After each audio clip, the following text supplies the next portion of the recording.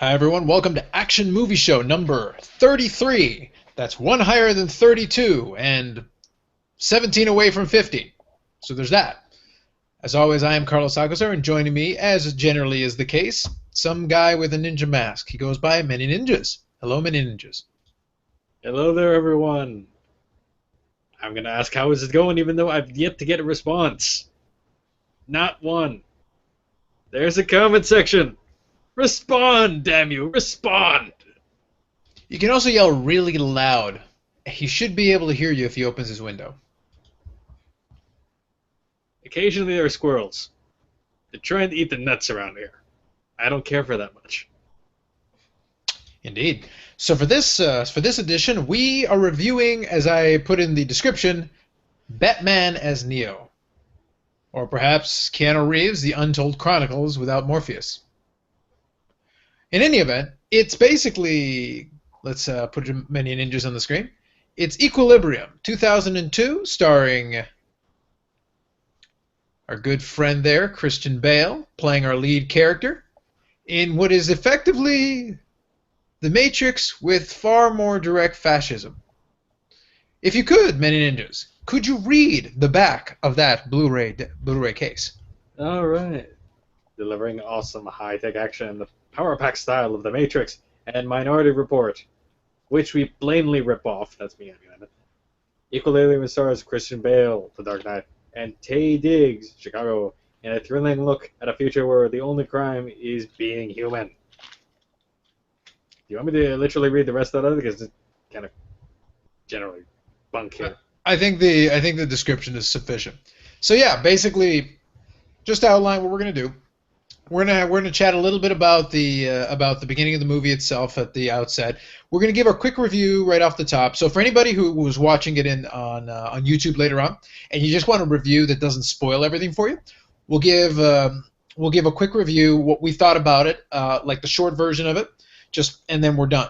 At that point, once you've gotten that, we'll stop for a moment.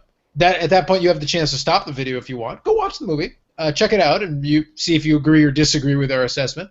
And then after that, we'll go and actually talk about a couple of things that struck us about the movie. That's generally the format, and occasionally on a good day. Today is a good day, so I have visual aids. No video, because again, this format doesn't really work very well with it. But I am toying around with a couple of things we might be able to do to at least show a couple of clips here and there. Working on it. We'll see what we can do. In the meantime, though, just to start off, Many Ninjas, what was your non-spoiler version of what did you think about Equilibrium? Admittedly, as far as I'm concerned, the beginning of the film is actually pretty slow and was beginning to lose my attention. It wasn't until around the midpoint towards the end that, because of the general course of events throughout the film, that it actually started gaining my attention again and actually became more of an entertaining film as it goes on. It's kind of a really dry start. But after that, thankfully enough, it starts to get a little more entertaining, a little more interesting. There's a handful of actually comedic spots in there, if we can believe it or not. And with the way the story gets paced after that, then I could say, yeah, then the movie actually turns out pretty decent. I won't say good, mind you. I even have to go there. Forget The Matrix. This movie will blow you away. They want you to forget The Matrix because they're heavily borrowing elements from that and Minority Report with the way they set this up. So if you've really been exposed to those films more so, then this will seem somewhat more redundant there. On its own, though, it's at least a decent film. I'll say that much. So how many ninja stars do you give it out of 5? Out of 5? You know, I'll be generous and say 3. We'll go with 3. 1 may be borrowed. I don't know if I consider that to be generous, but fair enough. I think I sort of agree with where he's going with this, but I'll differ a little bit on this one. The thing is, if you've seen The Matrix and you've seen Minority Report, yes, it borrows heavily. Congratulations, this is Hollywood. Everything borrows heavily from just about everything. The only thing that didn't borrow heavily was the first movie ever made. That's about it. Outside of that, everything else was a rip-off of what came before it. Getting past that, as a standalone movie, looking at it, Christian Bale actually does a pretty good job in it, if only because his character, the premise, and I'm not really spoiling anything, The premise is that it's a society that, after the Third World War, was rebuilding itself. In order to rebuild itself, they decided that human emotion was the cause of the problems. So, in standard overreaction solution, their solution was to eliminate that element. How do you do it? Drugs. You basically come up with a drug that inhibits emotional response. What it does is it kind of makes you a bit, it's a society of almost zombies. You don't really feel anything, which is good for controlling the populace. It's effectively a control measure, but what you do is in order to police this group, you have to have police, or in this case, almost a kind of a military presence, and then an elite unit. The elite unit known as the Grammaton Clerics. The thing is, and I'm not spoiling anything for you, that's right off the top at the beginning of the movie, they explain that's what it is. So, with this elite group, their job is to stamp out any and all resistance to to the way the society is now gone, the way the government is being run, and also to, keep kind of order. So, it's a dystopian future where, there's the fascist element of it. It's kind of interesting in that way. Where it borrows from The Matrix is very much in the way, fight sequences are set up, the way it's kind of shot, the way they try to make it look, sort of. They've got kind of that vibe that you'll get off of it. It's not exactly, but you'll get the vibe off of it. What I would say is that in many ways, The Matrix was revolutionary in the way that it did the action sequences, the bullet time and all that stuff, because it was a fake world. It was a digital world inside of computers. That was the whole thing with The Matrix. This one is set to be in the real world. So, given that limitation, I actually think the fight sequences were kind of more entertaining for me in this movie. I enjoyed them more than I did even in The Matrix, as visually stunning and cool as it was at the time I watched it. This came 3 years later, so they were able to kind of borrow some elements, but they still grounded it. This isn't a fictional world. The Grammaton Clerics are still people. They're just highly trained people, and that's the implication. So for that, I actually enjoyed it more. It did start off slow, Manyninjas is right, but then it picked up as we went along, and then it accelerated quite a bit towards the end. The plot was simple enough, but it's an action movie. You don't need anything complicated. I'll be a little bit nicer. I'm gonna lean more towards 3.5 and 3 3/4. So like a 70 or 75% out of 100. That's what I would put it. I still thought it was pretty good. I bought it, obviously. I enjoyed it. So I'm a big fan of this movie as a standalone. It never had a sequel. It didn't need a sequel. I think for what it was effective. And it's definitely worth a rental if you can do it. And if you want to buy it, it's cheap enough now that, go for it. Still enjoyable. I'll watch it maybe once a year or every year and a half. I still enjoy watching it, even as much as I did when it first came out. It's 2002 when it came out, so this movie's 12 years old. It's held up pretty well for me, I would say.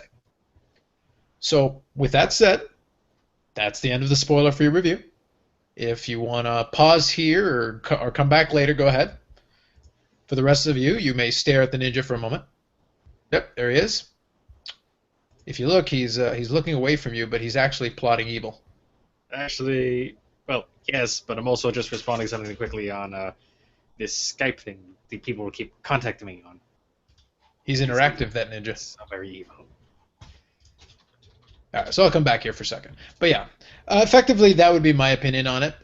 We differ a little bit on it. But whether you saw The Matrix or not beforehand might, taint your judgment. If you saw this one first, it might also taint your judgment on what you consider with The Matrix. It really depends. But moving past that into the non-spoilery thing, I'll actually start off.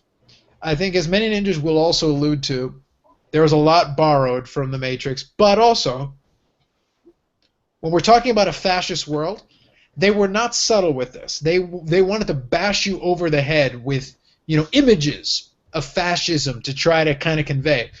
At first, the idea being that because the Third World War had happened, they wanted to avoid it. So creating this order was their way of trying to avoid it. So they would denounce fascism of the past, which made it very ironic, given that you came up with a drug to basically pacify the masses.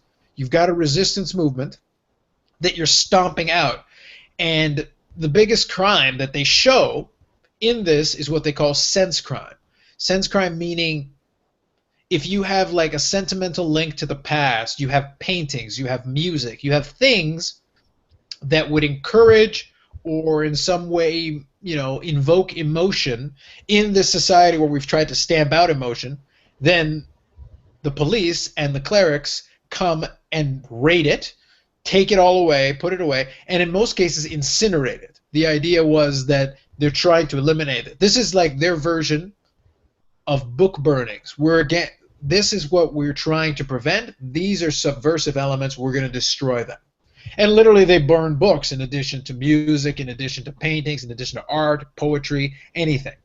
So the whole premise here is we've tried to stamp all this out and keep everything generic. So because of that, the movie is very gray. There's a lot of gray all over the movie. And also, like I said, a lot of allusions to fascism. So let me kind of show you one example of that, hence the visual aids we were talking about. Let me show you something. They weren't subtle about this. They actually wanted to kind of convey. So as part of it, they do like it's constant education because you can see the leader of this society everywhere on blimps and on screens all over the place, and he's trying to convey his message that this society is better off with what they've done. Because to allow emotion to creep back into the society, to allow it to creep back into mankind, is to allow chaos and anarchy and things like that to happen. They just came off World War III in this world, but they wanted to try to avoid it. But their reference point was kind of interesting, given what we're talking about. So I'll share this with you guys. So check out who we got there on our big screen. So when they're trying to decry the historical past of the world and the downside of what happens if you allow society to descend into too much emotion and anger and hate, you get our good friend there, Mr. Adolf Hitler. So he's on our screen right there. And literally, they use him as a direct reference. They say, this is what can happen if we allow emotion to take over. It's an interesting philosophical point. This is their justification for pacifying everyone by literally giving them drugs that kill all emotion. So I'm going to pull that off the screen now. So it's kind of an interesting way they did it because in a way they're justifying a fascist world to protect them from the horrors of fascism, which is a bit strange. Any thoughts there, Manyninjas? I believe if they had more emotion, they might be able to interpret the irony of their actions. Because, all right, to protect ourselves from the fascism, and pretty much just the general destruction there, we end up invading, or not invading, pretty much creating a fascist state. We have our own version of the education camps, which is basically something straight out of fascism. It's a Nazi Germany reference. Speaking of which, the Tetragrammaton Council logo, which is 4 different T's. You want me to pull it up? I have that as well. If you have that, please do pull it up. All right, hold on. I'll find it. I'll pull it over here for you. Yep. Give me 1 second here. I think this is like a fan-made thing, but as I recall, I think this is correct for our purposes. I'll pull it up here and you can tell me. Does that look right to you? Give or take. Yeah, actually, give or take. Yeah, it might have also been shown at another angle at times, but effectively, it's a thinly disguised swastika. That's what the logo is, give or take, minus the lens flare. So you have a thinly disguised swastika, and your Ramaton clerics are, especially the elite training and everything that they're given, basically your equivalent of the SS. So there's a lot of Nazi Germany references, and just the general re-education and constant of the leader. You can do a little bit of Hitler or a Big Brother, basically 1984 in there. A lot of that stuff kind of got sunk into Libria here. And that's the kind of visual stuff they borrowed from in order to set up the location for all of this event, all this movie. Yeah, I agree. I think I say facetiously, I was saying our old friend Adolf Hitler, because in a situation like this, whenever you reference fascism, that's the reference point you use because it was a fascist movement that he started in Germany. So it's like they took historical elements, threw them into a bowl, then they took some philosophical ideas, threw them into the bowl, and then mixed it all together, And then they say, well, how can we parallel this? We've got our elite fighting force, you know. The Matrix kind of elements of it come as we demonstrate what the clerics can do and the fighting style and the fact that we're all black and the whole thing. You know, kind of the visual style of the movie. But for the 1984, for the, you know, dystopian future, it's all there. And then it's funny in a way that they reference, as I showed, they reference, you know, Hitler and the Nazi Party of Germany, and they say, well, we don't want this, you know, we don't want our society to turn out like this. And in many ways, they effectively copied a lot of the methods. Anything that's deemed to be subversive, people that are like political prisoners that disagree with what we're doing, the resistance movement that they're fighting in this movie are basically people who don't agree with the idea of shutting people off from everything. And to that end, there are sympathizers all over. Like, there are parallels to things that happen in history. You know, the scriptwriters clearly read their history books a little bit and found ways to integrate elements in the movie, which I thought was nice. I think it was a good touch, and it felt like at least they thought this through a little bit and gave it a bit of. You saw irony in the movie. You saw elements from other places, but it did kind of further their story. Because, like I said, this isn't a movie that was going to have sequels. In the end, it was just the one movie, which is perfectly fine. But you got the idea, and I thought that was pretty good. Did you have anything else to add on this point? On this particular point, no. I think, honestly, between the initial bit about the many allusions to the Nazis and basically 1984 imagery, plus most of your explanation, that covers most of the stuff for this point. Go ahead. Then move on. What else would you like to refer to? Just generally, well, just to go back to a quick aside, as a Cole's note or something like that, in terms of Ninja Stars about not being very generous to the 3, let me put it this way, I'd give Kill Bill Volume 2 less than that. But that's because it's a stupid movie. Unlike this one, which is actually a much more intelligent movie by comparison, and actually gives you a little more to think about, which is something I can actually appreciate there. Yeah, but that still leaves 4 and 5, so it's like, it begs the question, like... You have to be a really good movie for that, or at least really entertaining in the action genre set out there. I think collectively we're all going to have to see exactly, like, what qualifies for you, because 4 and 5, remember, 3 out of 5 is like 60%. Well, that's because it had a really slow start. Really. It has to be kind of a decent movie all along. But okay, we're getting us beside the point here. All right, so obviously you have a lot of historical references and just references to general other films and some literature. So, all right, but actually, especially since you can recognize the things in the graphic, it's actually a nice touch, especially how they decide to handle it for this. In terms of the in-universe explanations, so pretty much you have the main city itself of Liberia. You have, I believe they refer to it as the Nether, off the top of my head. I think you're talking about like the off-limits, like the off... Yeah, the off-limits outside. I think that's right. City limits. I think that's right. Nether, which is basically kind of the gulags, the slums of the area, surrounding where you have a bunch of resistance hanging out there, and there's storage rooms of emotional content is the term for banned substances in this movie. Emotional content, EC, and I believe EC10 is one of the codes that they use regarding this stuff. And just to list off things which kind of fit in there, books, of course, music, photographs, animals actually appeared on there. And I know they're kind of, obviously, on their books, poetry, that sort of thing. Anything that's kind of more written or verse-based would appear on that. And effectively, anything that could generate any kind of emotional response was either destroyed, usually by burning, or confiscated and hidden in a vault or somewhere, not to be seen again. Hypothetically, unless you're a high-ranking official, such as a cleric or above. And it's just really interesting to see, especially since they actually do show some examples or have some appearances of some of this banned substance being read by either the main character or others that he encounters along the way.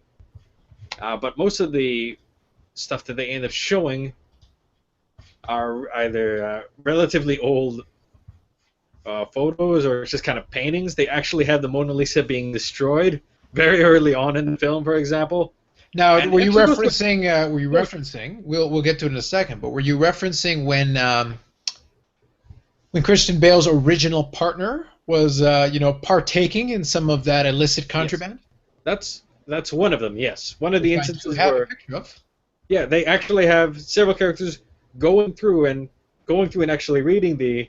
Yep, that's one of the scenes there. I'll just show it while you're explaining it. Yeah, you have basically in between here, kind of, and I find it funny how some of the stuff that they read basically comments on the totalitarian society that they happen to be living in. Since I can't recall exactly what's going on there, but the exact quotes he was using pretty much seemed to echo the discontent with the society that he had been working towards. Well, I think that's just. I think this is where I'm saying, like, I feel like you're underrating. This is actually pretty good writing from the standpoint of the people who wrote the script. They did think this through a little bit. I have to give them credit for that, because in this case he's reading poetry. It's a book of poetry. The gentleman here is also a grammaton cleric, and he plays into the other theme of this movie, in that Christian Bale's character, and it's a theme that we'll touch on briefly in this review. The concept of faith. We'll move past the whole fascist thing. In a way, the way the grammaton clerics are put, and this is again another almost allusion to that Nazi Germany thing.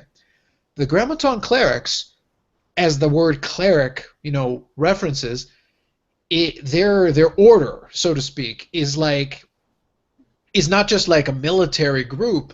It's almost like a way of life for them. They're basically trained from early on to conduct this. This is their life's mission, their vocation. And as part of that, they have to have like a faith in the order that they're in. The concept is their goal in life is to uphold the principles of this, society. Presumably, as part of that, Christian Bale's character had like this unwavering belief in it, to the point that in the movie, to establish his backstory, his wife was found guilty of of sense crime, of feeling things, and then she ended up being incinerated. And he basically allowed this to happen once he discovered that she was guilty of sense crime. But as the story goes on, he starts changing his way of thinking as he sees more and more people in his life, this being his partner here on the screen. His partner here didn't really believe anymore. He saw what was happening, and he didn't think it made any sense. So he would actually go off on his own and take something like this book of poetry and read it. He would actually, take part. This book should have been destroyed. He didn't do that. In turn, Christian Bale's character tried to bring him back. When he refused, basically by continuing to read it, Christian Bale's character executed him. And this would come into play as the parallels, because this gentleman's girlfriend, he would end up meeting later, was also a sense offender. And in the end, her story would parallel his wife's story. And that all plays into how the whole thing goes in. There's a reoccurring theme here. There were people who resisted, people who didn't think it was right, even people who were in a position, like the grammaton cleric. So I just thought that was kind of interesting, the way they played it out. There's something about the scene I forgot to mention, or that now that the picture's here, it does remind me. Go ahead.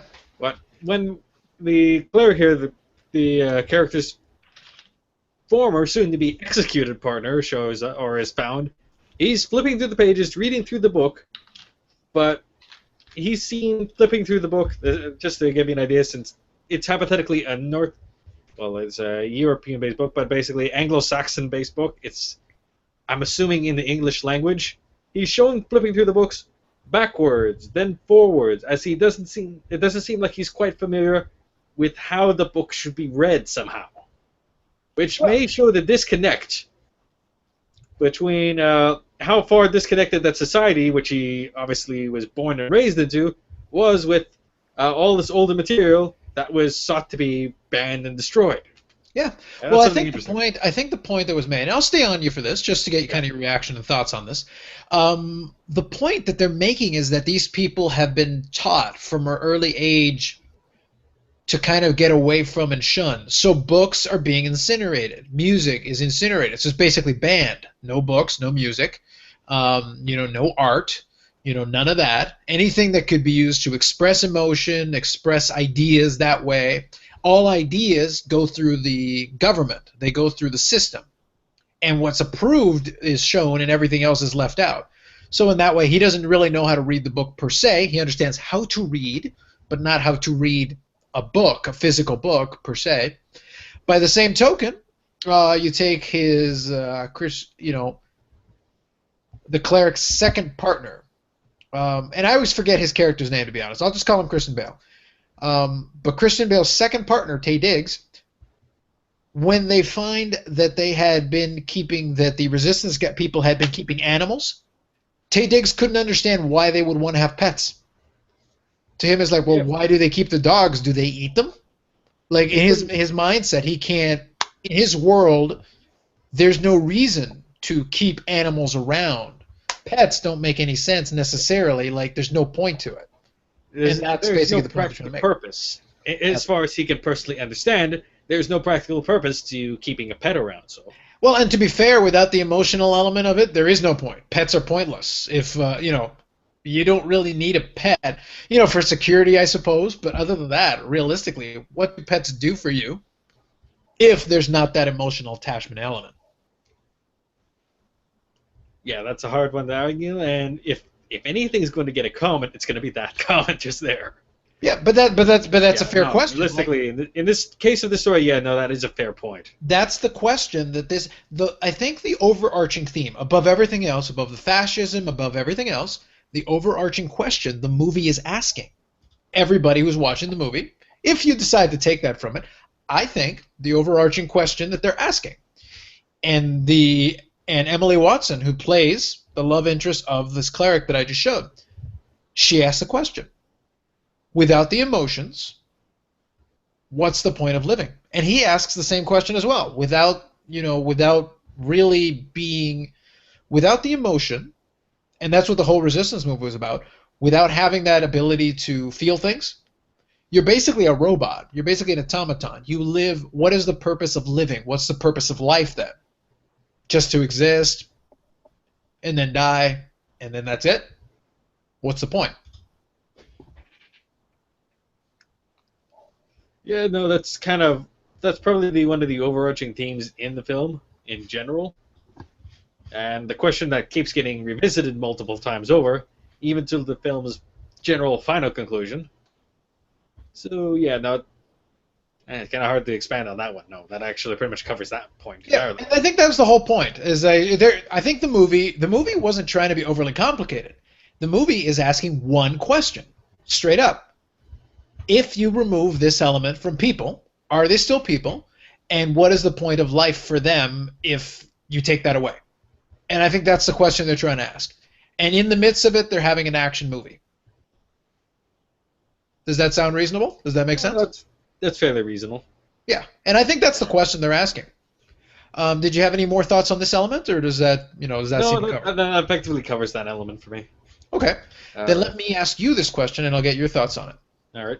Talking about strictly, like we've covered the philosophy element pretty well, I think. I think we're pretty good there. From the action standpoint, what did you think about the whole thing with the gun kata, which is the big action sequences are based on this idea? Yeah. All right. But generally, to explain the gun kata system for those that might have missed it, since they explained it for a little short bit in detail, effectively, it's a series of learned motions and poses. It's like a martial art. Yeah, it's designed as a martial arts or a fighting system that is based in after a very detailed analysis of how generally history's gunfights have worked out. They have devised a series of systems or poses and general actions that help minimize the threat to the person that is using the system while maximizing the damage they can do to any assailants. So effectively making sure that these poses and general their movements will move in such a way that, traditionally speaking, people wouldn't try to shoot them at, while it's still allowing them to be in a position to shoot anyone else from various angles. Plus, of Which course, the is, purpose of it is to look cool. yeah, it's got kind of a sciencey explanation for it. Boom. In order to explain, is like, this is why you guys who are using this will be doing actually relatively cool poses and motions throughout the course of the film. But we're gonna back you by our faux science. Here you go, Manyninjas. You see that one on the screen? Yep. So the premise is that, using the gun kata, in this case, Christian Bale does this without firing a single shot. He actually just uses the butts of his guns to basically take out everybody you see around him. Yeah. Technically, just a small amendment, the butts of his guns turned out to have hidden kind of glass-shattering tools on the bottom that can be retracted as well. But also, as an addendum to your addendum, he spent like the first minute just slapping them. He literally slapped all these guys like 20 times before he finally started actually breaking the shields on their helmets. Yep. He was slapping the. I actually don't. I'm gonna take that off the screen now. I absolutely love this sequence because you're right. He puts in a little a thing comes off the bottom of the guns, the butt of the guns, but he basically is making all the motions. He's turning, he's twisting, he's hitting everybody around him, left, right, back, and forward. But the thing is, he's basically like slapping them with the guns. All the guys are like standing there trying to shoot him, but they're getting their rifles slapped away and they're getting their heads bonked. But nothing's really happening for about a minute and a half. And then finally, at the end, when it's like, oh, it's probably time that we should end this. So, okay, cool. So now he starts hitting the front of the shields and shattering them, basically knocking the guys out. But that's after he had spent about a minute and a half slapping them with his guns, which I thought was hysterical. Yeah, it's a bit strange. It's comical, but strange. It was hilarious. It was utterly brilliant. I enjoyed it. Yeah, generally, that kind of shows the difference in training between the Grammatron clerics and everyone else that is part of the military or militarized outfit, who basically are inconsequential clowns for the most part throughout the entire course of the film. They're your cannon fodder.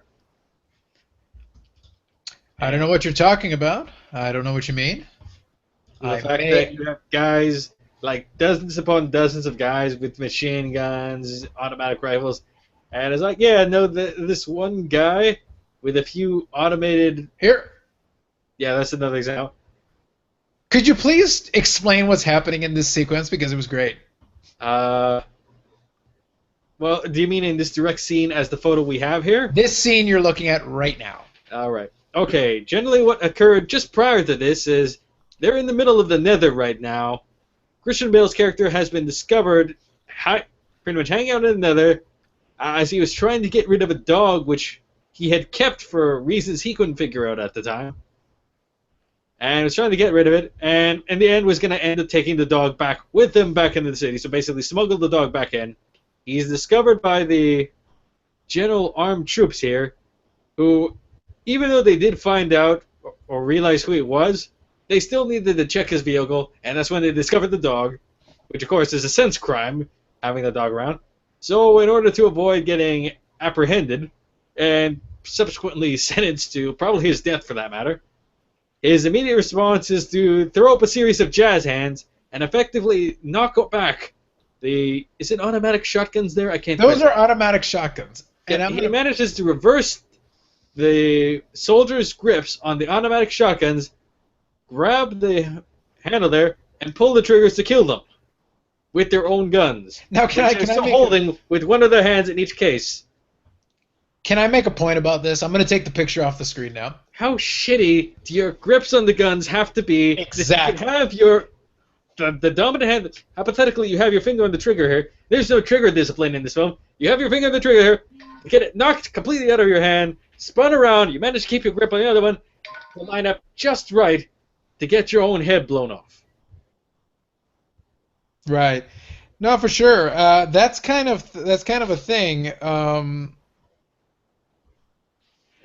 It just made me laugh because the premise is with this particular shotgun, you've got your hands on two separate grips here. And in order to do what he was doing in that scene, he slaps your shotgun, and this hand that's supposedly holding on to your rifle just magically vanishes and then ends up back here, but the gun flips all the way around so that he can shoot you. Now, I know it's to make the movie work, but it's like you're basically making these soldiers to be complete goofballs. They're basically stormtroopers. They're Star Wars stormtroopers repurposed for this movie. I think the stormtroopers had better grips on the guns. Hell, even just logistically, it doesn't work. The hand that has everything wrapped on and the finger on the trigger, that should have the better grip than the one that just kind of holding onto a grip, but it doesn't have anything else on there. It's not a firm grip. There's nothing particularly great to grab onto. You'd expect that one. Or you slap the gun, and then everything attached to there ends up flailing out of the way. But no, because that would be intelligent. And we have to convince people and recognize that these people are stupid. Indeed. Also, on a related point to this, early on in the film, when they're doing a raid on some of the resistance movement guys, and Christian Bale's character is still fully on board with what the Grammaton clerics are doing and what he's doing, he goes in to take on a whole bunch of them. It's the first demonstration of the gun kata in effect in a completely pitch black room, where what ends up lighting him is the vision of his automatic gun, two of them, one in each hand, firing off on all of them, and him doing all the poses so that he ends up shooting all the guys around him. Very cool sequence. In effect, in that sequence, the gun is showing almost unlimited ammunition. He's just firing for like a minute straight, non-stop on full automatic, killing all the guys around him. But later on in the movie, he needs to reload several times and actually has a sequence where he sets up two clips ahead of him to set up what he's going to do. It's weird that in the first part of the movie, his gun has unlimited ammo. Then when he's a good guy, his gun is suddenly limited in its ammo. He has enough to get the job done, but he needs to have all these clips that he didn't need the first time. It's kind of funny to me. Realistically, they probably had him reload off-screen for that one. I could see, no, especially it seems to be a really extended clip. You're talking about in the first scene? Yeah, the first scene. In the first scene, he doesn't leave the room. He's firing non-stop in that first sequence. Yeah, there's a lot of fire, but basically, just to show that he's a badass, every bullet seems to kill a person. In one shot, one kill for everyone in the damn room. I don't know how or why, but apparently it's that good. But he's the gun's on automatic. It's not whether he hits them with one bullet and kill them or not. They're getting hit with multiple bullets, all of them. Like it's on automatic. That's why I'm pretty sure that it's a situation where realistically, if they had thought to, they would have had him reload at the end of that thing, but they didn't realize. Yeah, these guns have to actually have an ammo limit, and they reintroduced that concept later in the film. Indeed. Don't ask me. They don't always do intelligent things, although. Hindsight being 2020, let's give him an extra ninja star. Let's steal a ninja star from Kill Bill Volume 2 because that movie is just really stupid. And we'll give it back here because at least it's entertaining and smart, although they're still capable of stupid. There we go. We have righted it wrong here today. Now, can I give you two other scenes here? I'm going to keep you on the screen for a second. I'm going to give you two other scenes that I just want to briefly talk about. I'm all about the visual aids today. I've actually got a bunch. All right, you ready for another visual aid? Sure. Let's see what you got. All right, let's have a little fun with these. All right, this is Christian Bale discovering the glories of not having curtains and having window treatments. Go. Not so much curtains as complete blinds. I'm saying not having curtains. Yeah. He's discovered how a window works. Yep. So let me explain this one just for everybody, but I'll get your reaction after. So at this point, Christian Bale stopped taking his, he stopped taking his drug. So he's feeling things. So he's having like sensory overload. Everything blows his mind right now. He's like Keanu Reeves on a bender. He's having a moment. So for him, he's looking here. He sees the light through the window, and he's like, I have to see this window that I've never bothered to look at before. So he scratches off the film off of the window, and as soon as he does that, because it was raining, he sees a rainbow. And it sends his mind into overdrive. He's like, oh my God, it's so beautiful. It's like colors and things. It just made me laugh really hard, to be perfectly honest. Just kind of your thoughts on that. One, you cannot apparently you can't sense things properly while wearing a shirt. That is what you learned from this entire sequence of film. He was in bed, man. He was sleeping. Let me see if I can't remember that one. He was just getting up. Yeah, it's like, okay, apparently everyone's windows have been covered by. It's not even a film. It looks like, yeah, someone, especially with the way it ripped down, someone just taped up a big piece of paper. That was just green. Very economical. It keeps the light out of your eyes. Two, now that I think about it, something else that goes on in the apartment.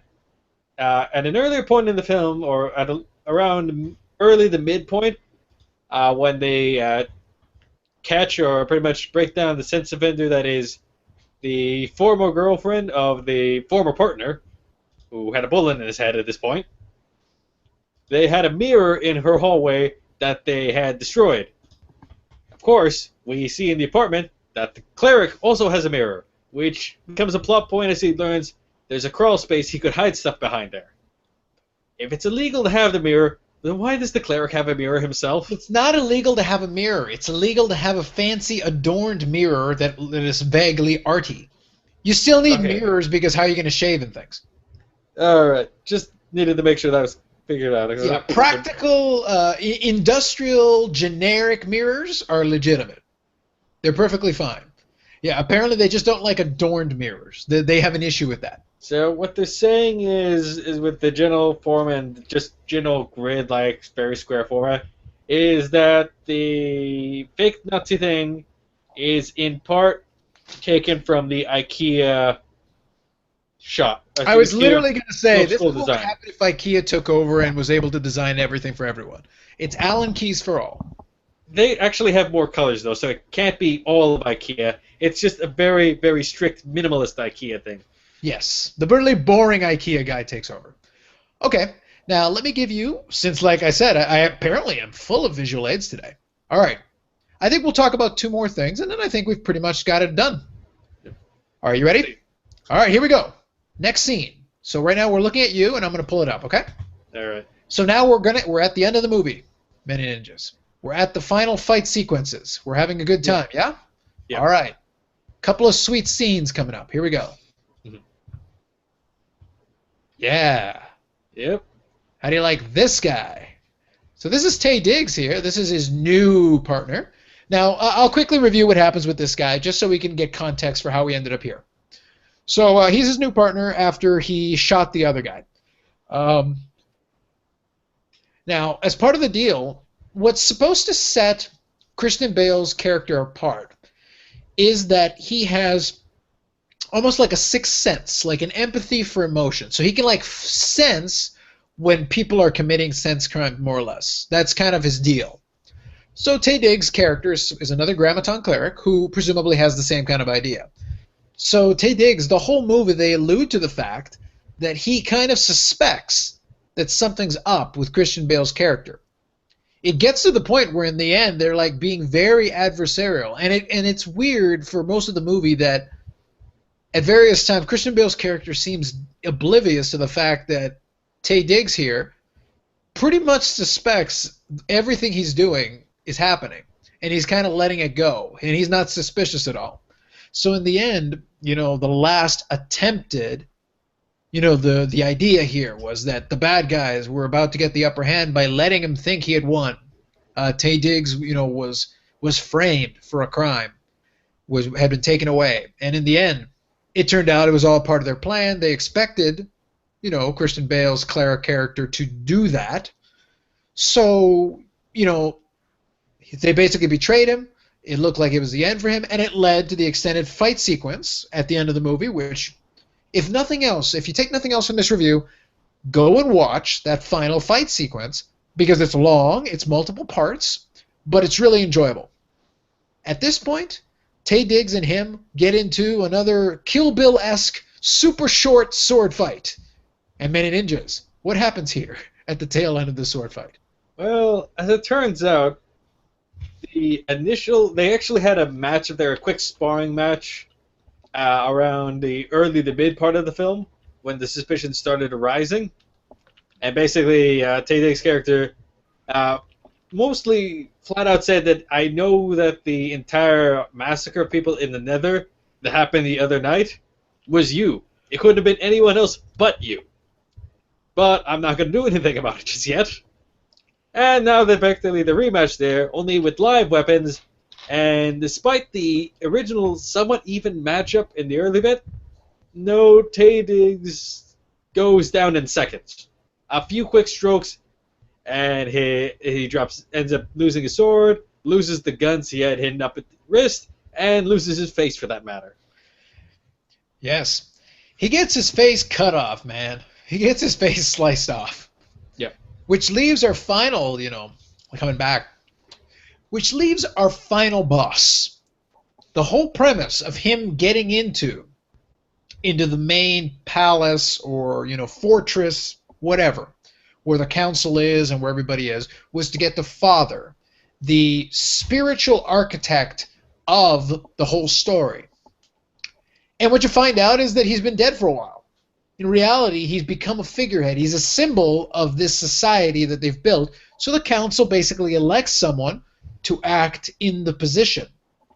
Because he's just a hologram. He's an illusion now of the original guy who started that society. He's become the figurehead, the symbol. So the resistance wanted to kill him because they thought he was still a guy. But in reality, you accomplish the same thing by killing the symbol and taking it off, which is kind of what happens. But it does lead to the final sequence, the final fighting sequence of the movie.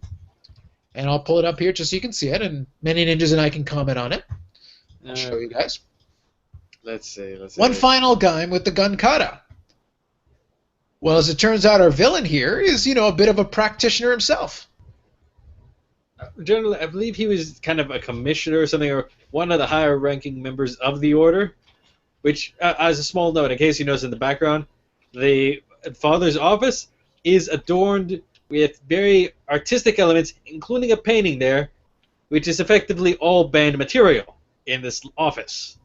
Hey, don't you like a little hypocrisy in your governments? Come on. Yeah, so alright, so we have a general fighting sequence, basically more gun katas, although this is once again a very short sequence, with clearly Christian Bale's character gaining the upper hand very quickly early on. But it was still pretty good. Like, this sequence actually was really well shot and looked great. No, it was a really good sequence there. But it led to the final irony here. So, realistically, if you had watched how the guys had been behaving, especially this guy on the right, you could really tell early on that he seems to be getting very vocal and very volatile. Much too much for a guy who's supposed to have his emotions stripped. And it turns out, no, he wasn't taking the drugs either, this whole time. So, more hypocrisy for you. Yeah, I think I'll pull it out from here. I would say, I think the whole deal was that, look, it's the recurring theme of a movie like this. The government is do as I say, not as I do. So, they're telling everybody that they have to do this, they have to go and approach everything this way. And in the end, the government officials don't see any reason to do it because they're not worried about themselves. They're worried about pacifying the crowd. They're worried about pacifying the masses. So holding the masses down is important. But in reality, I can enjoy art, I can enjoy poetry, I can enjoy whatever I want because I'm running the show. So I can decide who can see what, who can deal with what, who can enjoy whatever. And I think that's the whole premise. In the end, Christian Bale wins. He kills the guy. The resistance kind of good. They cut off the supply, at least temporarily, of the drug, which will let everyone feel emotions, and then it'll be a bit of an upheaval of the order. And then, of course, the other thing they kind of show off is that, as it turns out, Christian Bale's kids have been off the stuff for a while. Yeah, effectively, since the mother originally was apprehended, that's when they stopped, and they've basically been faking it all along. Oh, and as it turns out, as they introduced at the end, the dog, which was a plot point around the middle point of the film, yeah, he's apparently been hiding out in the house the whole time, or the apartment. Indeed. So all's well that ends well. Christian Bale saves the day and then goes on to become Batman, where he basically angrily whispers a lot. Well, I'm not sure. They mentioned the Dark Knight here, so I'm not sure if the Batman thing had already occurred at this point, or if they I just think wrote it in after the fact. I think the first movie actually came after that. Okay, you know, if you have any closing thoughts, feel free to share them. In the meantime, I'll look this up. Generally, especially compared to the last film we did, this is a much smarter film. It does its research in order to help set up the environment and just make it a little more realistic there. The movie itself does have a slow start. It does take a while to get into the film and start to get things interesting. But after that, it actually kind of holds your interest there, and just generally, it's entertaining and it leads to a satisfying enough conclusion. Has a few funny spots in there, here and there, mostly anything involving the dog or the small puppy that gets introduced partway through the film. They're actually pretty damn funny for all things that are those very short scenes.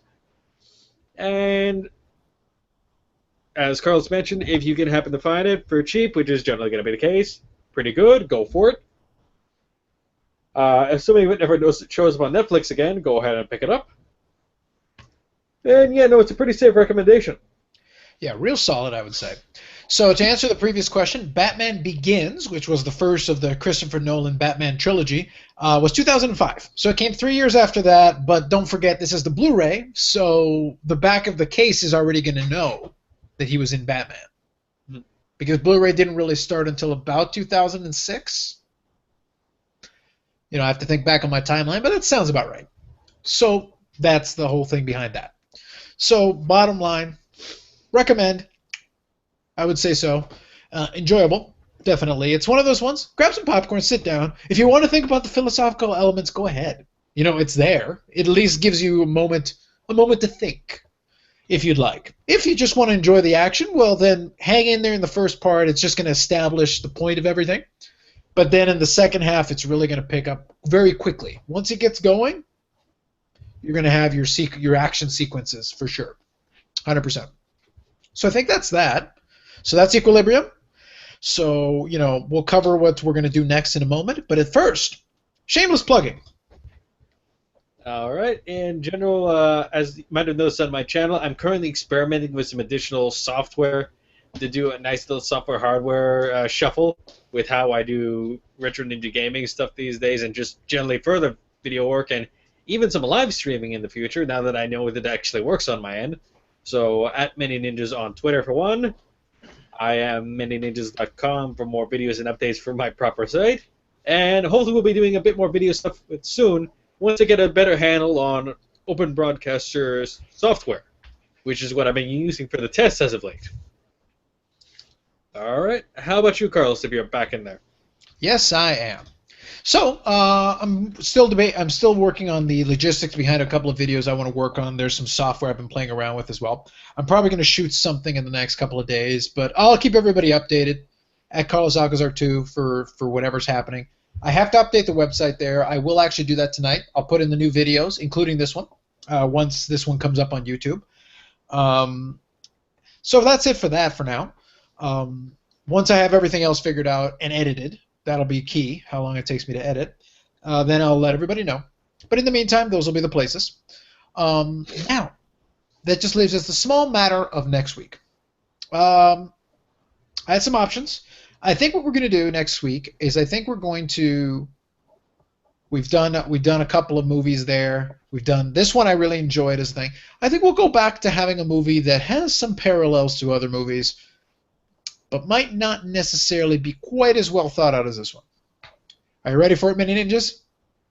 What is the movie? The Marine, starring WWE superstar and resident Hulk Hogan ripoff, John Cena. I don't want to see this. Forget you can't see this. I don't want to see this. Oh, but you do. Oh, but you do. Just think. You can bask in the warm glow in the knowledge that this movie will spawn at least 3 to 4 straight-to-DVD sequels. You keep this up, and we're going to watch the one with The Miz. It's going to happen if you keep this up. Can we just... What's the last film Batista was in? Was Guardians of the Galaxy, I think. Guardians of the Galaxy would be the last one he was in, but he was also in some other straight-to-DVD movies. Well, I would say go with the last one just because I know that one, or at least to my understanding, is actually a really decent movie. But unfortunately, I think it's a little too new to go in there. Oh, as a side note, at this point, I believe Godzilla just hit Blu-ray. I don't think we'd be covering the new Godzilla there since it doesn't fit in the format, but just worth noting. And I'm going to note that I refuse to acknowledge any Godzilla movie that doesn't have terrible dubbing and Asian people running away. There are Asian people running away in the new one. Are they badly dubbed? Not so much this time around, though. Is Godzilla actually a man in a terribly designed suit? I can't say terribly designed, but actually, that's worth a question. I don't know if the new Godzilla, at least to my understanding, it's a man in a suit, but I don't know for sure. I don't want to deal with any Godzilla where anyone on the production knows what CGI even is. Do you actually want to review a Godzilla movie where it's a Godzilla in a suit, man in a suit Godzilla? Oh, it'll happen. I promise. Because actually, I'd be all up for that. I really would. Next week. The week after next week, I should say. Yeah, we'll figure something out. Yeah. So get ready for that. We'll do The Marine. Manyninjas will cringe. I will be amused. And then we'll do some Godzilla movie. We'll figure out which one. We'll The decide. man in the suit can outact that man. Any of the men in the Godzilla suits can outact that wrestler. What are you talking about? Just look at this movie cover. Look. You see, if you look real close, you can see John Cena, like, he looks very upset. He looks angry about something. It's like somebody, was using the barbell machine before him and, like, didn't wipe it with a towel or something. He probably understood or knew about the conversation we're having now about how you can get more facial expression out of a rubber suit than you can out of John Cena. Sorry, you blacked out there. You want to finish your insult? The sound cut out? Yeah, you kind of paused for a second. All the man's trying to say is he's trying to claim that John Cena can't act, and I don't understand what you're talking about. All I can say, that's all I really need to say. John Cena can't act, and you get more emotional depth from someone in a Godzilla suit than you can out of John Cena. Like I say, it was also better dialogue. And lasers. You can't go wrong with lasers. And that's the kind of insightful commentary you can all prepare yourself for on the next edition of the Action Movie Show. Ultimate Warrior can outact John Cena. And he's dead. Settle down there. The Ultimate Warrior was pretty terrible. Still a better actor. Probably better on the mic, too. And we couldn't understand a word he was saying. But there was intensity. So Too much intensity. Should we like cut off here and then start the wrestling review show? Is that next? Stay tuned for the wrestling review show where we cover Royal Rumble 1989. I could do a recording with just me rambling about a lot of things. I have a lot of thoughts. Not all of them make sense. Most of them don't. Acting career. Most of them don't. So that's it for us. So until next time, we'll all see you again. Say goodbye, Manyninjas. Take it easy, everyone. Comment, like, subscribe. Say something. Puppets. Yeah, and let Manyninjas know if you want him to ramble on about generic wrestling topics. Have debates about John Cena versus The Ultimate Warrior, Hulk Hogan versus Randy Savage, Batista's acting career versus Randy Orton's. Lots of debates. Randy Orton has an acting career? He was in one of the Marine sequels. Oh, no, sorry, he was in 12 Rounds. Sequel. I don't know about this. This is probably for the best. It's alright, I'll make him watch all these bad WWE production movies. And then you'll see he'll slowly descend into madness. More so than he already has. See you all next time.